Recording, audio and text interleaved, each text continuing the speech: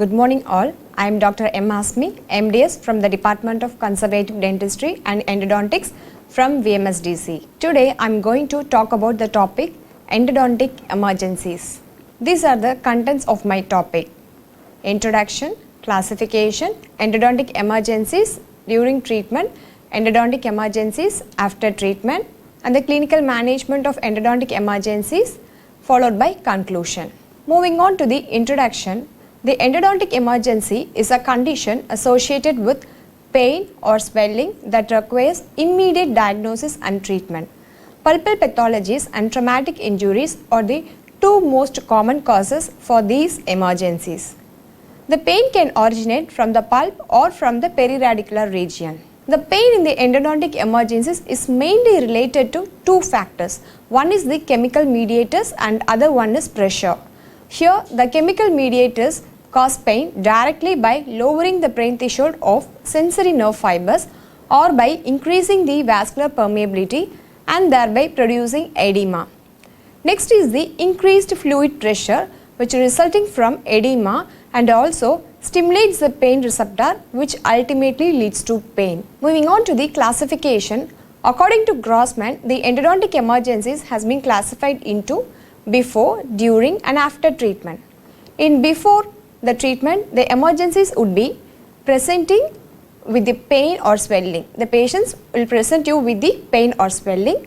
Next, the crown originating fracture, that is the previously known cracked tooth syndrome. Next is the symptomatic reversible pulpitis, symptomatic irreversible pulpitis, primary symptomatic apical periodontitis.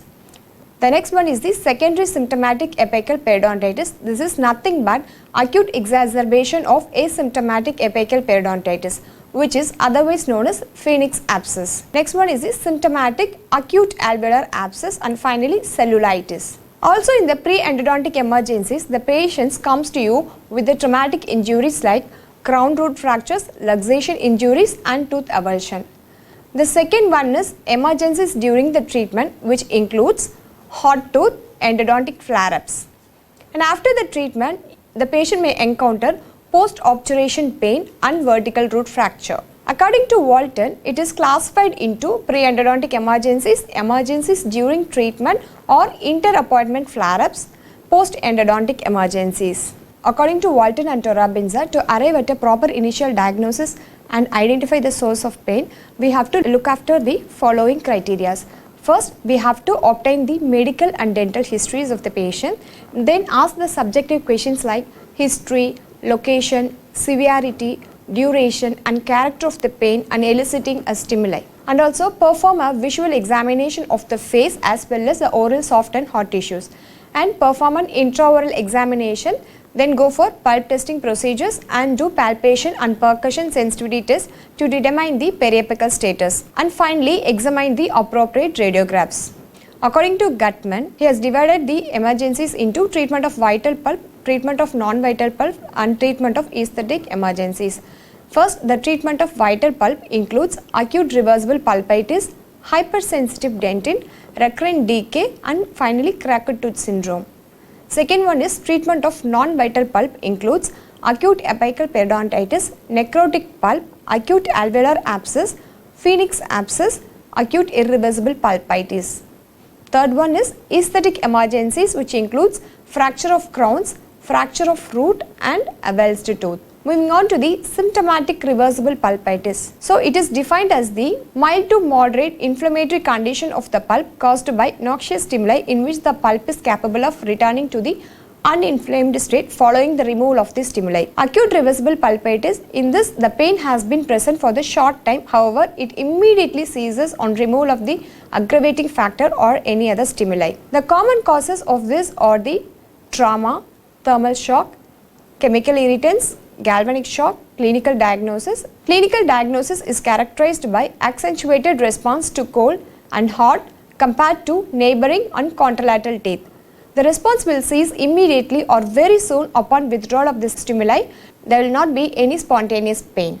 Moving on to the management. So the management includes the removal of the cause. It is necessary, and recontouring the recently placed restoration which causes the pain and relieving the occlusion. Symptomatic irreversible pulpitis. So it is the pulpal inflammation which is irreversible in nature, usually caused by deep dental caries or restorations. The spontaneous pain may occur in this case, or it can be precipitated by thermal or any other stimuli. The pain is lingering in nature and lasts for several minutes to hours. The pain from cold test, it lingers more than 30 seconds. The patient may get pain from heat test, may have a spontaneous pain, may have a nocturnal pain because the patient may have a history of disturbed sleep. So it may be the percussion sensitive may be positive, and radiographically or clinically there is a visible deep caries. So the treatment includes here is the pulpectomy of the offending tooth. Here the complete removal of the pulp is necessary. The complete removal of the pulp and the placement of the intracanal medicament to act as a disinfectant between the appointments. The next one is the acute apical periodontitis. It is defined as the primary symptomatic acute apical periodontitis is a painful inflammation of the periodontium as a result of trauma, irritation or infection through the root canal, regardless of whether the pulp is vital or non-vital. It produces the clinical symptoms which includes the painful response to biting and percussion. Symptoms includes the pain, tenderness to biting pressure, percussion or palpation, as well as swelling or typical clinical expressions of symptomatic apical periodontitis. The pain may vary from mild to severe. The clinical features are the severe pain to percussion, that is when pain when chewing or biting, no response to pulp sensibility test, pain sometimes due to traumatic occlusion, the tooth being extruded from normal position resulting in periapical inflammation. The treatment of primary symptomatic apical periodontitis consists of determining the cause and relieving the symptoms. It is particularly important to determine whether apical periodontitis is associated with the vital or the non-vital, that is the pulpless tooth. Adjustment of high points in case of hyperocclusion cases is necessary, and removal of irritants in case of non-vital infected pulp is the immediate line of management. When the acute phase has subsided, the tooth is treated by conservative means. In case of pulpally involved tooth, the root canal treatment should be done. Moving on to secondary symptomatic apical periodontitis, it is defined as an acute inflammatory reaction superimposed on an existing asymptomatic apical periodontitis. The synonyms includes acute exacerbation of asymptomatic apical periodontitis, otherwise known as phoenix abscess. The clinical features are the common findings of inflammation like heat, redness, swelling and pain. Tenderness of tooth which relieves after pressure application. There is an extreme painful tooth which gets extruded from its socket. Systemic manifestations are there like lymphadenitis and fever when confined to periapical region. So there is a rapid extension to the adjacent bone marrow spaces, produces an acute osteomyelitis or dento-alveolar abscess. So moving on to the etiology. The etiology sometimes it may include the noxious stimuli from a diseased pulp can cause acute inflammatory response in these dormant lesions. This is due to the lowering of the body's defense mechanism due to influx of the bacterial toxins from the root canal may lead to acute inflammatory response. Also, the irritation during the root canal instrumentation may also trigger the acute inflammatory response in a previously asymptomatic tooth. The symptoms are mainly the tenderness on palpation was present. As the inflammation progresses, the tooth gets elevated from its socket and becomes sensitive. The mucosa over the radicular area may appear red and swollen and is sensitive to palpation. Moving on to symptomatic or acute alveolar abscess. So, this is a condition which develops from an acute periapical periodontitis. The typical symptoms of an acute periapical abscess are a pronounced soft tissue swelling and an exquisitely tender tooth. Thus, an extrusion of tooth from the socket will often cause the tooth to be mobile. The immediate task is to relieve the pressure by establishing the drainage, and in the majority of the cases this can be achieved by first opening up the pulp chamber, that is the access cavity preparation. So, moving on to the cellulitis, it is the condition that is a diffuse inflammatory process within the tissues which may manifest edema, redness, pain and interference with the function. The infection may be caused by various organisms and it typically occurs in loose tissues beneath the skin or mucous membrane or around the muscle bundles or surrounding organs. Also, with the cellulitis, the severity of the infection is initially determined by virulence of invading bacteria and the host response. Next is the crown originating fracture, that is the cracked tooth syndrome. The cracked tooth syndrome, it refers to an incomplete fracture of a vital posterior tooth that involves the dentin and occasionally extends into the pulp. It was first introduced by Cameron in 1964. The pulpal pain also resulting from the incomplete tooth fracture and also from the green stick fractures of the crown. Pain on biting that ceases after the pressure has been withdrawn is a classical sign. Incidences usually occur while eating or where objects such as pencil or a pipe are placed between the teeth. Actually, the patient may have difficulty in identifying the affected tooth in these cases. And the vitality testing usually gives a positive response and the tooth is not normally tended to percussion in an axial direction. So the symptoms can be elicited when pressure is applied to an individual cusp. So here we have to do the visual inspection of the tooth is useful. But cracks are not often visible without the aid of magnifying globes. Specialized techniques such as the transillumination or staining of the teeth with the dyes such as the methylene blue are recommended. Here the radiographic examination are usually inconclusive as cracks tend to run in a mesiodistal direction. The use of the cone beam computer tomography, that is the CBCT, in the diagnosis of the complex endodontic cases has been well documented in the literature. So CBCT, we can use it for the identification of the cracked tooth syndrome, so we can assess the extension of the fracture line inside the tooth. Now we are going to see the management of the cracked tooth syndrome. So first you have to assess the condition of the tooth. So whether the crack is minimal, that is a small crack, or if it is a larger crack. So if it is a smaller crack, you have to you have to remove the compromised portions of the tooth alone and restore it with the bonded restorations like composite restoration or the amalgam restorations along with that appropriate cast restoration. And if it is a larger crack, then you have to go for whether there is a pulpal involvement or not, and whether the tooth has a good prognosis or not. So if there is no pulpal involvement, you have to do the immediate stabilization along with the orthodontic bracket and the acrylic crown, along with the occlusal adjustment if it is needed. Then go for the permanent stabilization and the cuspal protection, and finally go for either bonded restoration or the cosmetal restoration. If there is pulpal involvement, so you have to do the same immediate stabilization with an orthodontic bracket and the acrylic crown along with the pulpal extirpation. Then you have to monitor the symptoms and then complete the endodontic treatment and go for the permanent stabilization and finally to the bonded restoration and the cosmetal restoration. So if it is a hopeless tooth, that is, for example, if it is a vertical crack and the crack which is extending through the pulpal floor and there is a poor crown root ratio or the crack that extends below the alveolar bone, so this is considered to be the hopeless tooth. Then this has to be extracted. Moving on to the hard tooth. So it is the tooth that is difficult to anesthetize, is known as the hard tooth. This is most commonly encountered in a mandibular first molar tooth. After the anesthetic block, the patient may describe the profound numbness of the ipsilateral lip and tongue, but still may experience the acute pain during the access opening procedure. So the mechanism of action of hard tooth is in which this special class of sodium channels on C fibers known as the tetrodotoxin resistant sodium channels. So the expression shifts from tetrodotoxin sensitive channels to the tetrodotoxin resistant channels during the neuroinflammatory reactions, and the tetrodotoxin resistant sodium channels play a role in sensitizing the C fibers and creating the inflammatory hyperalgesia. These tetrodotoxin resistant sodium channels are relatively resistant to lidocaine. So these channels are 5 times more resistant to anesthetic than the tetrodotoxin sensitive channels. So how to manage this hard tooth? So first you have to give an inferior alveolar nerve block with 4% articaine with 1:1 lakh epinephrine buccal infiltration. That is about 0.9 to 1.2 ml at the apex of the tooth to be treated is one of the most effective supplemental anesthetic techniques.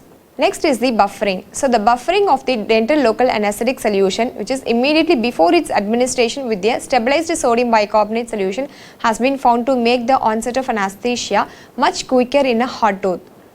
You can use the bupivacaine instead of articaine also. Moving on to the endodontic flare-ups. The endodontic flare-up is an acute exacerbation of an asymptomatic pulp or the periapical ptosis after the initiation or continuation of the root canal treatment. So these are all the predisposing factors, that is the pre-operative history of pain. There is a highly significant correlation between the preoperative pain or swelling, and the incidence of inter-appointment flare-ups. Next is the pulpoperiapical status. The teeth with acute alveolar abscesses have the highest incidence of flare-ups. Studies have indicated that teeth with the vital pulp results in fewer flare-ups compared with those with the necrotic pulps. Next one is the shaping errors, that is during over instrumentation you may damage the periapical tissues. This may lead to the flare-ups, or incomplete or under instrumentation can also lead to the flare-ups. And also there is an improper shaping techniques are also used or the reasons for these flare-ups. Next is the retreatment cases. One of the highest incidence of flare-ups occurs in the retreatment cases with the symptomatic apical periodontitis, in which the treatment is completed in a single visit. Next one is an irrigant extrusion. So there is inadvertent extrusion of the irrigant beyond the periapical region. Example, sodium hypochlorite accident may be one of the serious causes of the endodontic flare-ups.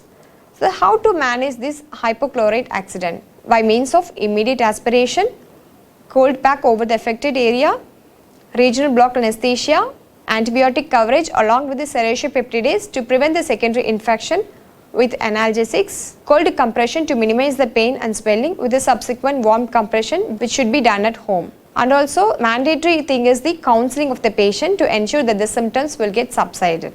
Then finally, how to manage this endodontic flare-ups. So this is most important man. So one is the pharmacological measures like non-steroidal anti-inflammatory drugs like NSAIDs, like acetaminophen, long-acting local anesthesia like bupivacaine, and antibiotics if required.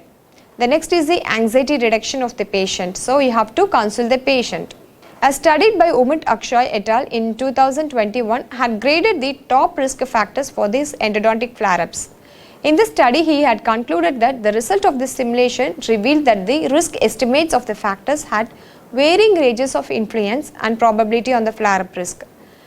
Periapical region was found to be the most sensitive risk factor, following by preoperative pain, which was ranked the second place.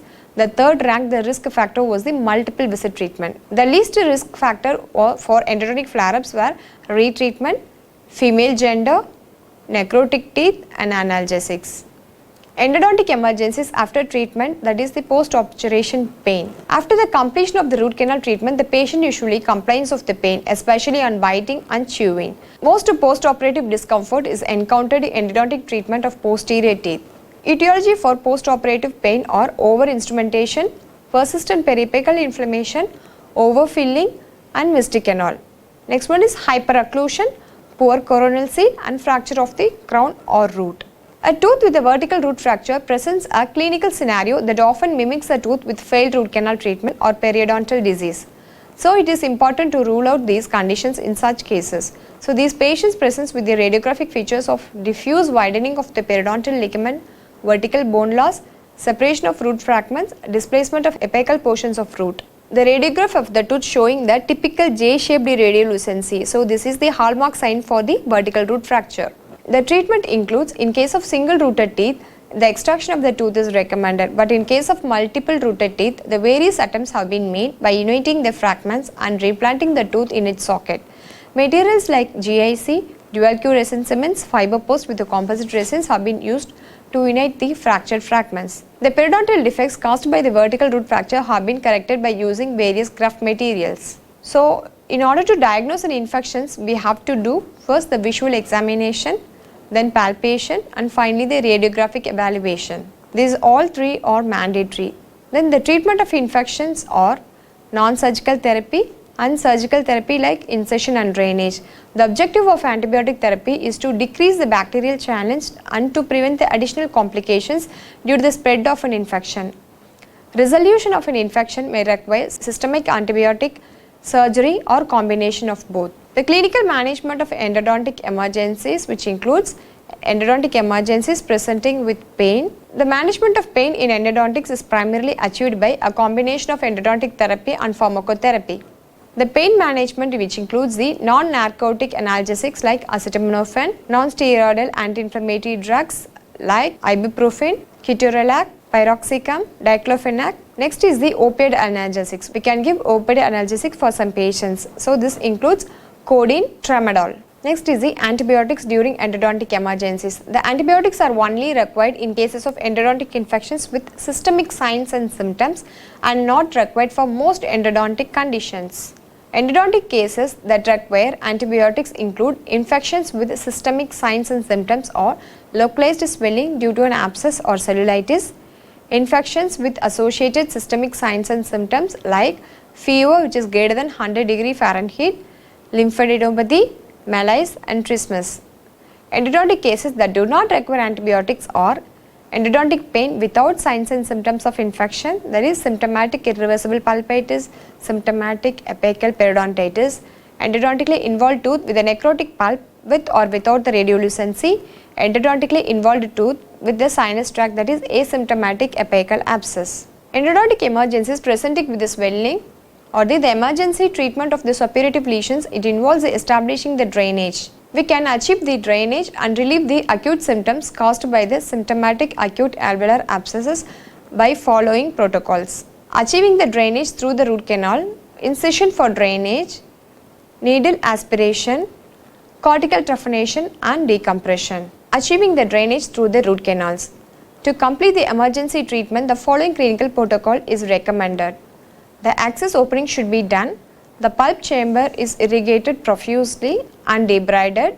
The root canal orifices are located using number 8 or 10 size file as an explorer. Irrigation and debridement are continued. A purulent exudate escapes into the chamber and indicates that the root canal is patent and draining. When the periapical abscess does not drain through the root canal effectively, especially in curved roots in posterior teeth, the clinician should use the sterile pre-curved number 8 or 10 size files so that we can do the patency and go beyond 1 mm periapically. Incision for drainage.